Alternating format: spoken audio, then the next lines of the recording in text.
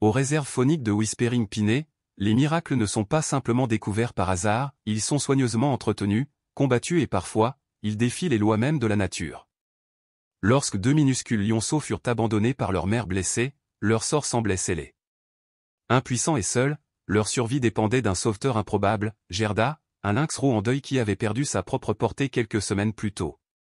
Contre toute attente, un lien extraordinaire s'est enraciné, défiant l'instinct, croisant les espèces et remettant en question tout ce que le personnel du sanctuaire pensait savoir sur le sens de la famille. Mais au fur et à mesure que le temps passait et que les petits devenaient lions puissants, la question se posait, l'amour qui les a sauvés perdurera-t-il, ou l'appel de la nature les déchirera-t-il? C'est une histoire de résilience, connexions incassables, et des retrouvailles si étonnantes qu'il faut le voir pour le croire. Avant de commencer, n'oubliez pas de appuyer sur le bouton j'aime et abonnez-vous si ce n'est pas déjà fait. Activez les notifications pour ne jamais manquer une autre histoire incroyable. Les premiers rayons de l'aube s'étendant à travers les plaines dorées de la réserve faunique de Whispering Piney, peignant le ciel dans des tons d'ambre et de rose. Une fine couche de rosée s'accrochait à la végétation clairsemée, scintillant comme de minuscules bijoux dans la douce lumière du matin. Depuis les enclos, les murmures silencieux des animaux s'élevaient, le grognement profond et guttural d'un jaguar sauvé, le bruissement des hiboux retournant à leur perchoir après une longue nuit et le bavardage lointain des singes accueillant un nouveau jour. Pour Dr Eleanor Reynolds, fondateur du sanctuaire et vétérinaire en chef, les matins apportaient généralement un rare moment de paix, un bref intermède avant les exigences incessantes de la journée. Mais ce matin, c'était différent. Les mains usées d'Eleanor s'enroulèrent étroitement autour d'elle. Tasse à café alors qu'elle se tenait devant la fenêtre d'observation, son regard aiguisé était fixé sur Kiera, une lionne africaine de 6 ans qui avait été sauvée des braconniers près de la frontière entre l'Arizona et le Mexique. Elle était arrivée 18 mois plus tôt, son corps marqué par le piège en acier d'un braconnier. Contre toute attente, elle avait donné naissance à 2 petits il y a à peine 3 jours, un miracle, compte tenu de ses blessures. Pourtant, ce miracle ne tenait plus qu'à un fil. Derrière elle, Tom Cheval Blanc, le gardien principal des animaux du sanctuaire, entra dans la pièce faiblement éclairée. Ses cheveux noirs striés d'argent étaient attachés en arrière, son visage était marqué des profondes rainures d'un homme qui avait passé sa vie parmi des créatures sauvages. Un changement? Demanda-t-il d'une voix basse et impatiente. Eleanor expirait lourdement, sa silhouette de 63 ans s'affaissant sous le poids de l'inquiétude. Rien. Elle les ignore complètement. À l'intérieur de l'enceinte, Kiera s'est allongée dans le coin le plus éloigné, ses yeux dorés mi-clos, irradiant une indifférence troublante. Les 2 petits oursons gisaient recroquevillés dans la litière de paille, leur corps fragile remuant à peine. Leurs cris, autrefois pleins de faim désespérée, s'étaient réduits à des gémissements doux et peu fréquents. Tom regarda en silence avant de finalement parler. Le traumatisme qu'elle a enduré, il aurait pu nuire à bien plus que son corps. Je voulais lui donner du temps, admit Eleanor, se frottant la tempe alors que l'inquiétude la rongeait. Mais je ne survivrai pas un autre jour sans aide. Tom a placé une main stabilisatrice sur son épaule. Vous lui avez donné toutes les chances. Maintenant, nous en donnons un à ces petits. Dans l'heure, l'équipe de secours mobilisée, extrayant les petits affaiblis de l'enclos de leur mère. Kiera ne grogna pas, ne protesta pas. Elle a simplement regardé en silence, son regard illisible s'attardant sur les petites formes qui se débattaient alors qu'elles étaient emportées. Pour Eleanor, son indifférence était loin d'être plus déchirant que la colère. Le sanctuaire établissement médical est devenu une ruche d'activité alors que l'équipe travaillait frénétiquement pour stabiliser les petits. Docteur Sarah Chin, le nouveau vétérinaire du personnel, a méticuleusement inséré des lignes 4 pendant qu'Eleanor préparait une formule spécialisée. Leur température corporelle est dangereusement basse, murmura Sarah, ses mains habiles bougeant avec précision. Elle leva les yeux, l'air grave. Le petit mâle est dans une situation pire. Eleanor hocha la tête, sentant le poids de 4 décennies en médecine vétérinaire de la faune sauvage qui la pressait. Nous commencerons par coussin chauffant à 101 degrés. Lent et régulier. Pendant les 12 heures suivantes, l'équipe a travaillé quart de travail rotatif, en nourrissant les petits au biberon toutes les 2 heures. Leur état légèrement amélioré, mais les chances restaient contre eux. Comment les appelons-nous? Demandait Mia Johnson, un jeune stagiaire enthousiaste au regard plein d'espoir. Eleanor hésita. Les nommer semblait dangereux, une tentation d'espérer trop tôt. Gardons-les en vie d'abord, dit-elle doucement. Ils ont besoin de plus que de chaleur et de nourriture, intervint Tom, d'un ton pensif. Les oursons ont besoin toilettage, socialisation et une mère. Eleanor soupira. Les grands félins élevés à la main ont souvent des difficultés. S'ils n'apprennent pas les comportements naturels d'une mère, leurs chances de s'adapter, même en captivité, sont minces. Et une mère porteuse? Suggéra Sarah, ajustant la position de la petite femelle pour une meilleure digestion. Eleanor arquait un sourcil. Nous n'avons pas de lionne en lactation. Pas nécessairement un lion, insista Sarah. J'ai lu quelque chose sur promotion interespèces. Les instincts maternels peuvent être imprévisibles. Le regard de Tom s'assombrit de réflexion. Nous avons Gerda. Un silence s'étira entre eux. Gerda était un lynx roux âgé de 8 ans, amené au sanctuaire après avoir été heurté par un véhicule. Même si elle avait bien guéri, un examen avait révélé quelque chose de tragique, elle avait été allaitante au moment de l'accident, mais ses chatons n'ont jamais été retrouvés. Eleanor expira lentement. Un lynx roux, élevant des lions? C'est déjà arrivé, dit Tom, sa voix empreinte de sagesse de ses ancêtres navajos. La nature trouve un moyen quand la compassion ouvre la porte. Eleanor étudia les petits. Leur forme fragile et dorée frémissait à chaque souffle, leur avenir incertain. Quel choix avaient-ils? Essayons, décida TL. Mais nous le faisons avec précaution. À l'aube, l'enclos de Gerda a été modifié, créant une tanière qui lui permettait d'accéder mais protéger les petits. Des caméras de surveillance ont été installées, assurant une surveillance constante. Soit elle les acceptera, murmura Eleanor, soit elle ne les acceptera pas. Comme l'équipe regardait dans un silence tendu, Gerda resta dans son coin, les oreilles battent, les yeux se méfient. Les oursons, encore faibles, miaulaient doucement, leurs cris l'atteignant à peine. Peut-être devrions-nous intervenir, murmura Sarah alors que les minutes se transformaient en heures. Tom secoua la tête. Donnez-lui du temps. Et puis, comme pour l'entendre, Gerda a déménagé. Elle s'est levée lentement, étira sa silhouette mince et se tourna vers la tanière. D'un pas prudent, le lynx roux s'approcha des deux petits lions. Et le sanctuaire retint son souffle. L'équipe retint son souffle alors que le lynx roux se déplaçait avec une précision lente et délibérée, son corps compact tendu par l'incertitude. À l'entrée de la tanière, Gerda hésita, son nez pointu frémissant alors qu'elle perçut l'odeur inconnue qui persistait dans l'air. Un grognement sourd et d'avertissement sortit de sa gorge, envoyant une vague de tension parmi les humains qui l'observaient. La main d'Eleanor planait sur le bouton de réponse d'urgence, son instinct lui criant la prudence. « Attends, murmura Tom, sa voix à peine audible. Gerda baissa la tête, ses yeux perçants scrutant l'intérieur sombre de la tanière. Un faible cri s'éleva de l'intérieur, la voix fragile de la petite femelle. Le son semblait remuer quelque chose de profond et d'instinct chez le lynx roux. Sa posture changea, l'agressivité s'effaçant tandis que ses oreilles se dressaient en signe d'intérêt plutôt que de s'aplatir en signe d'hostilité. Avec des mouvements prudents, elle entra. Un halètement collectif remplit la salle de surveillance. « Oh mon Dieu !» souffla Sarah, les yeux écarquillés d'incrédulité. À l'intérieur de la tanière, Gerda se déplaçait avec précaution, encerclant les petits une fois, puis à nouveau, comme pour les évaluer.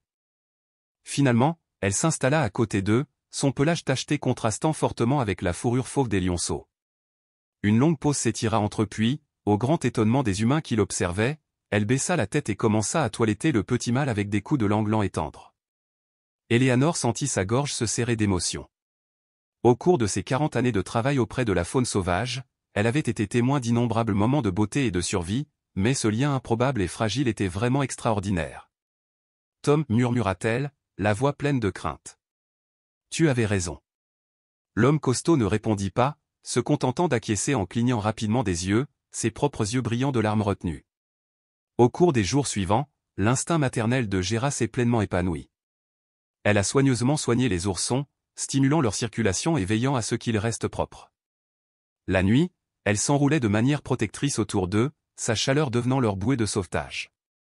Mais le développement le plus remarquable s'est produit lorsqu'elle a commencé à les allaiter.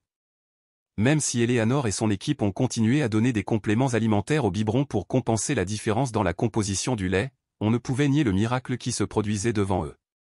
Une semaine plus tard, alors que les petits tombaient sur la forme patiente de Gerda, devenant de plus en plus fort de jour en jour, Mia exprima la pensée qui préoccupait tout le monde. Nous devrions les nommer maintenant. Eleanor, qui venait à peine de quitter le sanctuaire depuis 10 jours, s'autorisa un petit sourire. Tu as raison. Ils ont mérité leur nom. Après quelques débats, ils ont opté pour Léo pour le mâle, un hommage à son espèce, et Nala pour la femelle, un clin d'œil enthousiaste de Mia à un film bien aimé sur le thème du lion.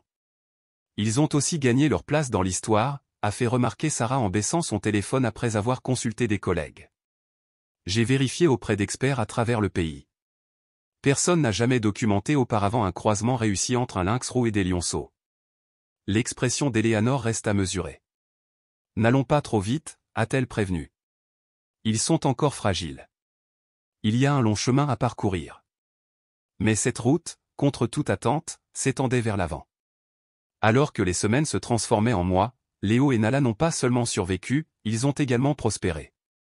Gera a adapté ses techniques parentales pour s'adapter à leur taille croissante et à leurs différents besoins de développement. Lorsqu'ils sont devenus trop gros pour qu'elle puisse les toiletter complètement, elle s'est concentrée sur le nettoyage de leur visage et de leurs oreilles. Lorsqu'ils furent devenus trop grands pour qu'elle puisse les porter par la peau, elle les poussa et les guida avec ses pattes. À leur 4e mois, les oursons avaient dépassé leur mère adoptive en taille, mais leur lien restait inébranlable. Gera a joué avec eux dans l'enceinte agrandie, leur apprenant des techniques de traque, même si les corps plus volumineux des jeunes lions n'avaient pas la furtivité de leur mère adoptive. Alors que la nouvelle de leur extraordinaire famille se répandait, les visiteurs arrivaient en masse.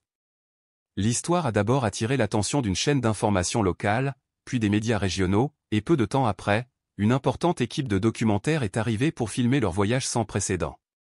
Est-ce que toute cette attention vous inquiète, a demandé le docteur Marcus Reed, un spécialiste renommé des grands félins, lors d'une visite.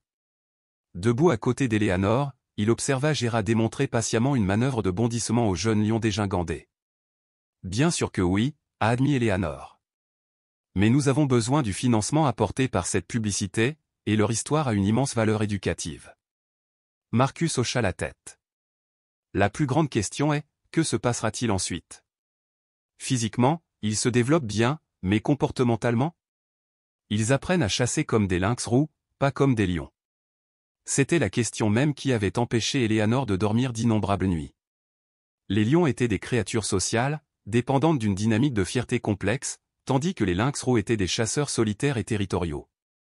Quel impact cette éducation inhabituelle aurait-elle sur le développement de Léo et Nala?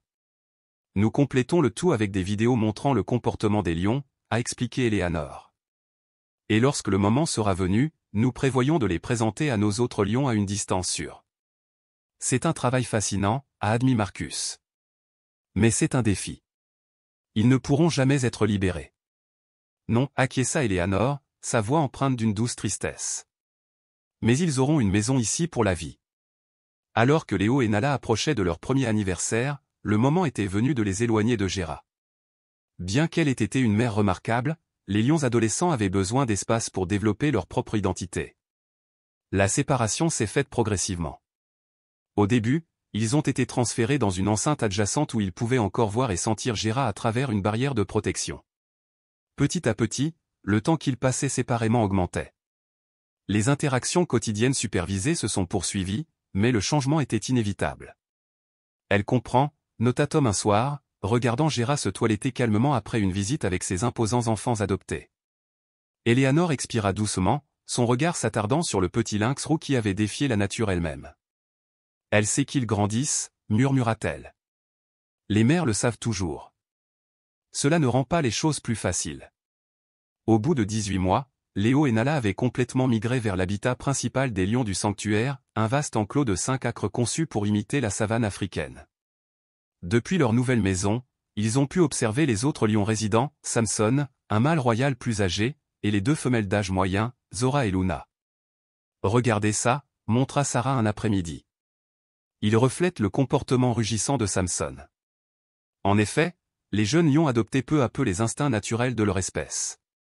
Pourtant, des vestiges de leur éducation inhabituelle subsistent, comme l'étrange capacité de Léo à escalader les arbres avec l'agilité d'un lynx roux ou la préférence de Nala pour tendre une embuscade dans des broussailles denses plutôt que de traquer dans les plaines ouvertes. Ils créent leur propre culture, songeait Eleanor. En partie lion, en partie lynx roux complètement unique. À l'approche de leur 2e anniversaire, l'équipe d'Eleanor s'est préparée à franchir une dernière étape extraordinaire. Après avoir consulté des experts en comportement et soigneusement pesé les risques, ils ont décidé de tenter une réunion supervisée entre Gera et ses désormais nombreux enfants adoptifs. Le sanctuaire avait reçu un don généreux pour construire une enceinte spéciale de zone neutre, dotée de dispositifs de sécurité et de voies d'évacuation. L'équipe du documentaire est revenue pour capturer l'instant, un fait qui n'a fait qu'ajouter à la nervosité croissante d'Eleanor. « Es-tu sûr de ça ?» Sarah a demandé le matin de la réunion. « Nous ne savons pas comment ils réagiront après tant de temps séparés. » Eleanor regarda Léo faire les 100 pas dans sa zone d'attente, sa crinière naissante s'épaississant, ses épaules musclées éclipsant le lynx roux qu'il avait autrefois nourri. Nala, plus calme, observait les mouvements du bâton avec une intensité calme. Ils ont régulièrement eu des contacts visuels, lui rappela Eleanor. Et n'oubliez pas que lorsque Gera s'est échappée pendant cet orage, elle est allée directement dans leur enclos. C'était vrai. Cette nuit-là, un loquet défectueux avait donné à Gera l'occasion de disparaître dans la nature. Au lieu de cela, elle avait été retrouvée appuyée contre la clôture de l'habitat du lion, surveillant ses oursons adoptifs. Eleanor prit une profonde inspiration. Faisons ça. La réunion était un événement méticuleusement planifié, exécuté avec précision pour assurer une réintroduction fluide et sûre. Tout d'abord, Gerta a été autorisée à entrer seule dans l'espace d'interaction, ce qui lui a donné la possibilité d'explorer, de marquer la zone et de confirmer qu'aucune menace ne se cachait dans l'ombre. Ce n'est qu'une fois installée que l'équipe est passée à la phase suivante. Un par un, Léo et Nala furent autorisés à entrer, chacun entrant par une porte séparée pour éviter de submerger le lynx roux d'un seul coup. Autour du périmètre, Eleanor, Tom, Sarah et 2 autres gardiens se tenaient à des points d'observation clés, des pistolets tranquillisants à la main, même si aucun d'entre eux ne voulait les utiliser. Pendant ce temps, l'équipe du documentaire restait cachée dans des stores surélevés, leurs caméras tournant, capturant chaque seconde de ce moment extraordinaire. Léo entra le premier. Sa silhouette massive, témoignage de sa croissance et de sa force, se déplaçait avec la confiance sans effort de la jeunesse. Il s'arrêta sur le seuil, les narines dilatées alors qu'il perçut une odeur familière. Au centre de l'enceinte, à peine visible sur les perrons rocheux artificiels, Gerta restait immobile ou une pose tendue et à couper le souffle qui pouvait signaler soit une reconnaissance, soit une hésitation. Le jeune lion baissa légèrement la tête, un geste qui pourrait indiquer soit de la curiosité, soit une domination. Eleanor resserra sa prise sur le pistolet tranquillisant, son pouce accélérant. Puis, dans un moment qui restera gravé à jamais dans leur mémoire, Léo émit un son profond et résonnant quelque part entre un ronronnement et un grognement et fit des pas lents et délibérés vers les rochers. Gerta s'avança également, sa forme compacte contrastant fortement avec la présence imposante du lion qu'elle avait autrefois élevé. Pourtant, malgré la différence de taille, sa position ne révélait aucune crainte. Ce qui s'est passé ensuite a laissé tout le monde à bout de souffle. Avec une tendresse qui défiait toute logique, Léo pressa doucement son épaisse crinière contre le visage de Gerta, se frottant contre elle dans une salutation féline séculaire. Le lynx roux, à son tour, leva la main et lui lécha le museau, un geste maternel instinctif malgré le vaste renversement de leur taille. « Mon Dieu » murmura Tom, sa voix à peine audible. Quelques instants plus tard, Nala les rejoignit et la scène devint encore plus remarquable. Sans hésitation, la jeune lionne se laissa tomber sur le côté à côté de Gerta, se roulant sur le dos dans une démonstration de confiance indubitable, généralement réservée aux membres de la fierté. Gerta a répondu en se faufilant entre les 2 lions, en échangeant des odeurs, en renforçant les liens qui avaient en quelque sorte survécu au temps, à la séparation et même aux frontières des espèces. Pendant près d'1 heure, l'improbable trio a repris connaissance. Ils se prélassent ensemble, se toilettent doucement et jouent même s'il est clair que Léo et Nala comprennent leur propre force, ajustant leurs mouvements pour s'adapter à leur mère adoptive, beaucoup plus petite. Gerta, pour sa part, semblait se souvenir des jeux auxquels ils avaient joué lorsqu'ils étaient petits, les adaptant à cette nouvelle réalité. « Je ne l'aurais jamais cru », murmura Marcus Reed, debout à côté d'Eleanor au point d'observation principal. Il était revenu spécifiquement pour assister aux retrouvailles, et le spectacle qui s'offrait à lui était tout simplement miraculeux. Leur lien a tout transcendé, a-t-il poursuivi. Espèce. Temps. Distance. La famille trouve un moyen, répondit doucement Eleanor, son regard fixé sur Léo, qui s'était étendu de manière protectrice à côté de Gerta, le lynx roux qui lui avait autrefois sauvé la vie. C'est toujours le cas. Suite à ces retrouvailles extraordinaires, le sanctuaire a pris une décision sans précédent, intégrer des visites familiales régulières dans son plan de gestion des animaux. Toutes les quelques semaines, sous une surveillance attentive, Gerta passait du temps avec Léo et Nala dans l'enceinte d'interaction. Ces séances sont rapidement devenues un rituel précieux, non seulement pour les animaux mais aussi pour les visiteurs du sanctuaire, qui disposaient d'un accès limité pour assister directement aux interactions. Eleanor tenait absolument à ce que le public soit réduit, en donnant la priorité au bien-être des animaux plutôt qu'à la curiosité du public. Alors que l'automne peignait le paysage de l'Arizona dans des tons d'or et d'ambre, Eleanor se retrouva à réfléchir au chemin qu'ils avaient tous parcouru. Assise sur la terrasse d'observation, elle regardait Léo et Nala se prélasser sous la lumière du soleil déclinante sur leur plateforme préférée. « Penny pour tes pensées ?» La voix de Tom la tira de sa rêverie alors qu'il s'approchait, lui offrant une tasse de café fumant. « Je pense juste au miracle, » dit-elle en acceptant la coupe avec un sourire reconnaissant. Il y a 2 ans, ces petits étaient sur le point de mourir. Et maintenant, regardez-les. À cause de toi, dit Tom. Eleanor secoua la tête. À cause de Gerta. Elle était la véritable héroïne. L'expression de Tom s'adoucit.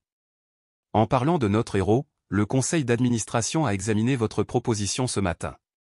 Eleanor se redressa, soudain alerte. Ils l'ont approuvé à l'unanimité.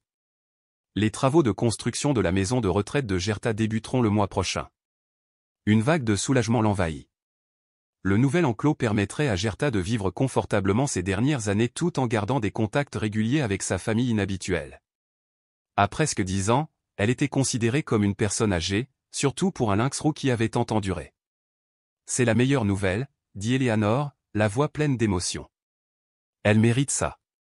Tom sourit. Et ce n'est pas tout, notre documentaire sera présenté en avant-première la semaine prochaine.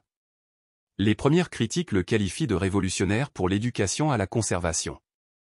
Le film, Famille improbable, le lynx roux qui a engendré des lions, avait évolué au-delà d'un simple documentaire animalier. C'était devenu une méditation poignante sur l'adaptation, la résilience et le véritable sens de la famille. Les dépistages avancés avaient déjà généré une vague de dons pour le sanctuaire et déclenché des conversations mondiales sur la conservation de la faune sauvage et les dangers du trafic illégal. J'espère juste que cela aidera les gens à comprendre, a déclaré Eleanor, regardant Léo frapper de manière ludique sur un jouet d'enrichissement. Les animaux ne sont pas si différents de nous. Ils aiment. Ils s'adaptent. Ils nouent des liens qui défient toute explication. Tom suivit son regard vers les lions, qui étaient maintenant allongés côte à côte, leur respiration synchronisée témoignant du lien fraternel incassable qu'ils partageaient. Le public adore les fins heureuses, songeait-il. Est-ce que c'est une fin, cependant? Eleanor répliqua. Ou juste le début d'un nouveau chapitre? En effet, à l'approche de l'hiver, de nouvelles possibilités se sont présentées. Léo avait commencé à s'intéresser à Luna, l'une des lionnes adultes du sanctuaire. Nala avait développé une amitié inattendue avec Samson, le vieil homme, lui apportant souvent de petites portions de ses friandises enrichissantes. Pendant ce temps, Gerta s'était particulièrement intéressée à un chaton lynx roux récemment sauvé, devenu orphelin à la suite d'un récent incendie de forêt.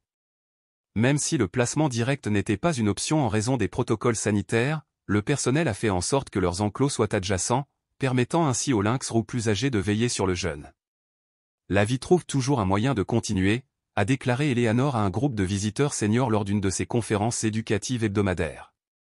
Les retraités, résidents d'une communauté voisine, ont regardé avec fascination Léo laisser échapper un rugissement puissant et tonitruant, un son qui vibrait à travers l'enceinte. Même dans nos dernières années, a poursuivi Eleanor avec un sourire entendu, nous pouvons nouer de nouveaux liens et trouver un nouveau but. Gerta nous a appris que l'âge et les différences ne doivent pas nécessairement être des obstacles pour fonder une famille. Une femme, Martha Williams, hocha la tête en signe de compréhension. Tout comme ma petite fille et ses enfants adoptés. Aussi différents que possible, mais une famille quand même. Exactement, approuva Eleanor. Les plus belles familles sont souvent celles qu'on choisit.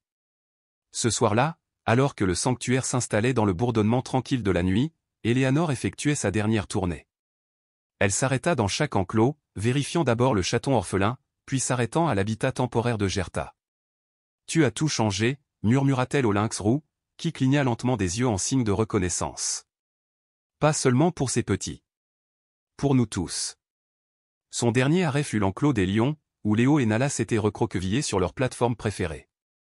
Les 2 frères et sœurs, si différents et pourtant si liés, remuèrent brièvement à son approche, puis se réinstallèrent, leur corps montant et descendant à un rythme parfait. Alors qu'elle se tournait pour partir, Léo émit un ronronnement profond et grondant, impossible à imiter, mais dont la signification était indubitable. Contentement. Appartenance. Paix. Bonne nuit, famille, murmura Éléanore en retournant vers le centre du sanctuaire, le cœur plein. Derrière elle, sous le vaste ciel de l'Arizona, les lions se blottissaient les uns contre les autres. Leur passé les avait façonnés, mais leur avenir, aussi inhabituel soit-il, était assuré dans le sanctuaire qu'ils considéraient comme leur foyer.